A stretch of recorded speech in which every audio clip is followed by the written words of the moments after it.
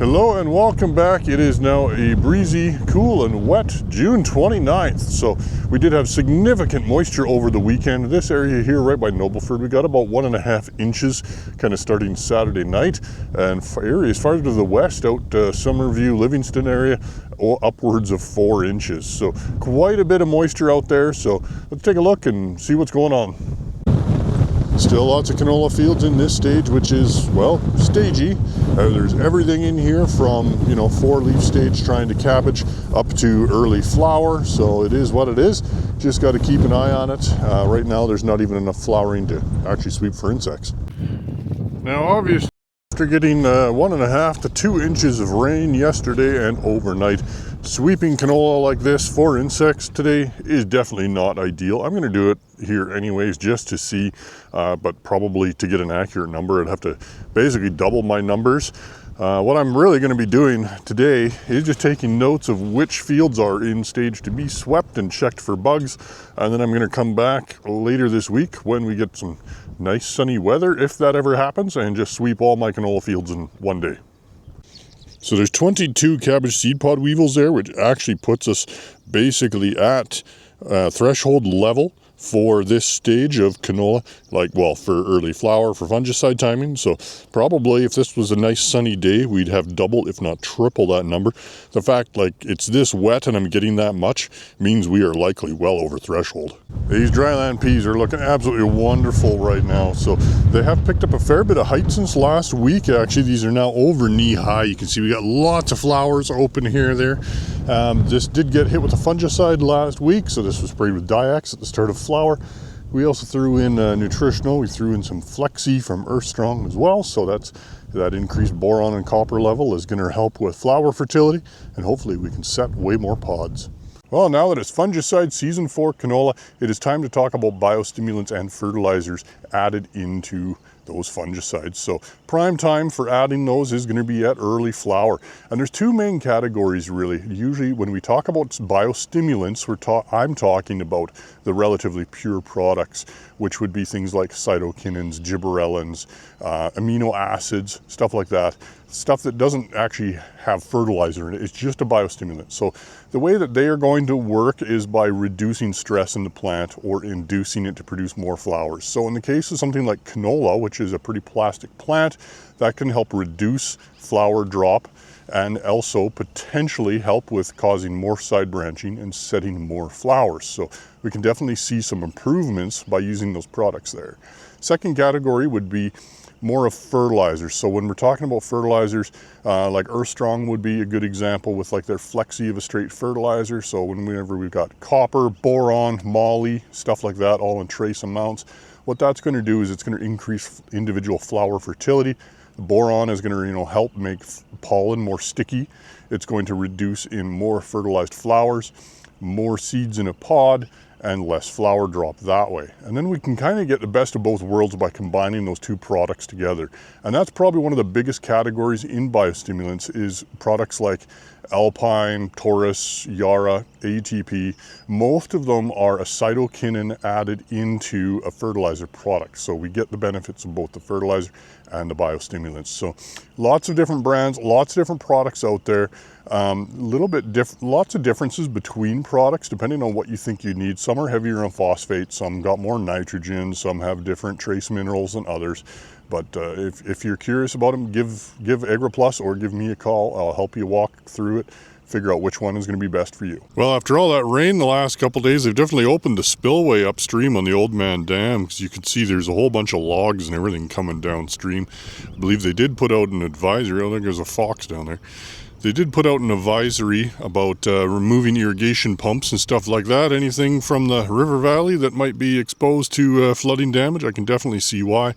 This is about the highest I've seen the river here for years, probably since whenever it was it flooded last, 2013 or 2014. Probably a good idea to go over some guidelines for sweeping for bugs this time of the year. So even though we did rain overnight, it's been a good probably 12 or 13 hours now since it's rained. So the canopy's really starting to dry out. We're about 24 degrees Celsius here at the moment, really nice and humid. So ideally we want to be in that temperature range of 15 to 25 degrees Celsius. That is the range at which most bugs are active. The canopy has to be dry. If it's not dry, then the bugs probably will not be active in the canopy. They'll be lower down. If it's a really windy day, probably you can expect quite a few of them have dropped down. So a lot of those fields I swept yesterday morning, I was basically just guessing. You know, they were really poor conditions, it being actively raining and quite windy, and I was still hitting threshold. So it's probably safe to say I was probably hitting 2 to 3 times threshold. But I'm back in one of those fields here now. I'm going to take 10 sweeps and see what I can find. Well, let's take a look in here and see what I caught aside from mosquitoes. Yesterday, in wet, rainy conditions, I caught 27. Sorry, it's hard to do this with only 2 hands here.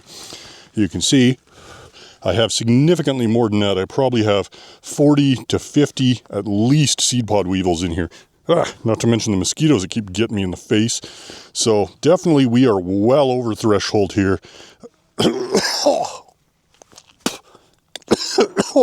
Oh, I inhaled that one. Yep, so definitely I would recommend spraying in a field like this. Oh, it's a beautiful Wednesday morning out here. Sun is shining and there is just enough of a breeze to keep the mosquitoes away. So it is a very good Canada day indeed. So I'm out here. This field has been harvested. It was rye, so that has been taken off of silage. It's now been reseeded into oats. As you can see, we have excellent seed row moisture conditions now. It's absolutely muck here, even though the pivot has not gone around. You can see we are germinating there. There's some coleoptiles that are starting to rise. So, looking like there's our oats right there, you know, about 3/4 to 1 inch deep. They have all nicely germinated, and they will be out of the ground in no time, probably just maybe 2 more days, and these oats will be coming up. So, they are looking very good for right now. This field should still have great potential for this year, as long as we can keep barley yellow dwarf virus away again. Here we have a really nice looking younger field of barley. Now this barley is still relatively short, a little bit younger than the area average, just in flag leaf emergence basically, but you can see we have a whole bunch of spot blotch just starting to appear on those penultimate leaves here. So we did spray a fungicide in here at herbicide timing because there was obviously some very high disease pressure at the time, so we just sprayed bumper in here. Now we're going to go ahead and definitely do a recommendation for a flag leaf timing fungicide in here for probably a couple days from now. Try to get more of those flag leaves covered, protect that crop, protect that yield, because disease conditions are certainly very good right now. Well, the mustard field I'm taking a look at here is coming along pretty nice. Overall, we got a really good stand in here. Most of it's bolting. Some of it's just starting to bloom. There's a few earlier emerged plants that are just starting to bloom. And so I was able to just give it a quick sweep with the sweep net, see how it compared to the canola. And really, there's basically almost nothing in here. There's probably 5 or 6 ligas, maybe 2 or 3 seed pod weevils and 10 sweeps. So pretty much almost nothing. No worries here in this one, at least anyways, not like the canola. Checking out some lentils this morning down by McGrath. There was about 5.5 inches of rain in this area over the weekend through early weeks. So very, very wet conditions. Some areas of this field are absolutely battered by the weather, where you can see the lentils were sitting underneath standing or running water. But most of the field is in about this stage, which is early bloom. So there's a couple of open flowers just starting up. So good timing for fungicide, especially after all that water damage and physical damage. It would be a good time to get this crop protected. So I would highly recommend doing that. There's a little bit of fusarium root rot is starting to show up too in a few spots. It's too early to determine whether this is the difference between Aphanomyces and fusarium. At an early stage, it looks quite similar. But usually fusarium, you'll see little spots like this kind of scattered around here and there, whereas Aphanomyces will generally affect a much broader area, but we will see how it develops. Here in this patch of peas, I'm seeing some Ascochyta and Mycosporelia starting to show up on lots of those lower leaves. So this field, I believe, was just sprayed with a fungicide in the last day or so, so hopefully we don't see any further disease progress on this. Overall, it is a pretty nice looking field, just a few poor looking spots around the edges like this one. Well, it's so wet down here that even though it's now been 5 days since the last rain, there's actually water still flowing out of the fields in a few places here. So I don't know whether that's just overfill from some of the ponds out there or if it's actually activated some old springs that we haven't seen in years. But either way, it's pretty good and wet and has made my dirt roads a bit of a mess here. So definitely cannot pass these on a truck. So I'm out on a quad today. This poor field of yellow peas is certainly hurting with all of the moisture down here. There's quite a few acres of it have just outright flooded out. It is was trying to be in full bloom, but this field has been stressed out by multiple moisture events, which is giving it a little bit of a lime greeny appearance. So very important we get fungicide on this field when we can here, try to get it protected as much as possible. With the moisture conditions in some of these fields, it is potentially going to be leaving us open to diseases like Aphanomyces, which we might see developing pretty strong the next couple weeks. Well, here's a hot tip for you. If you're getting tired of the mosquitoes outside in your backyard and can't enjoy yourself outside, get yourself some Pounce from the office.